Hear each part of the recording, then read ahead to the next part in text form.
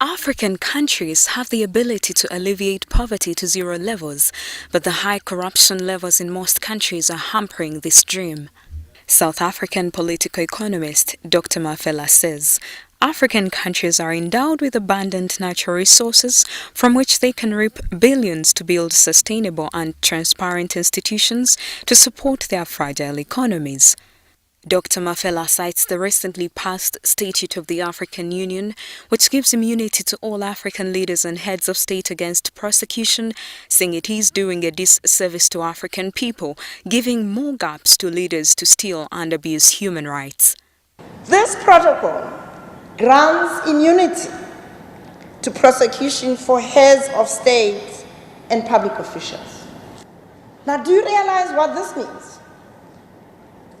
That if you have committed some violations of human rights, you just stay in power. The Rome Statute of the International Criminal Court of Justice now suddenly becomes irrelevant.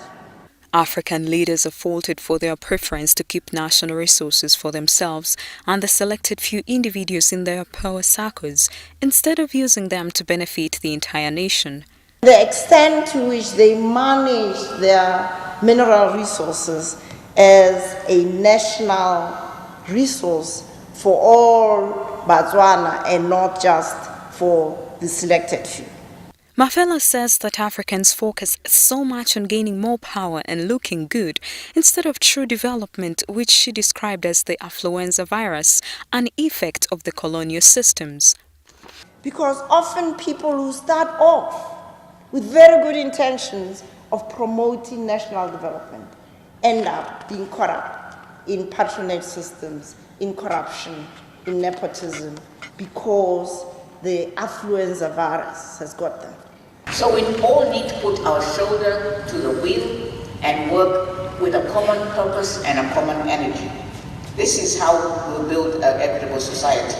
The government has issued a statement, a strategy that all revenues from oil and gas will go to building infrastructure. To the political analyst, African leaders ought to accept criticism if mistakes are to be corrected and human development achieved. But unfortunately, most African leaders term their critics as enemies or economic saboteurs. Tend to be oversensitive to criticism when someone says, but this is not transparency, this is not accountable government. We defend the indefensible in our midst in the name of African solidarity. She calls on African societies to wake up and study their own economies for development instead of rushing to be copycats of economic models that in reality are not even applicable to their respective countries. Anita Mwanguzi, WBS News in Kampala.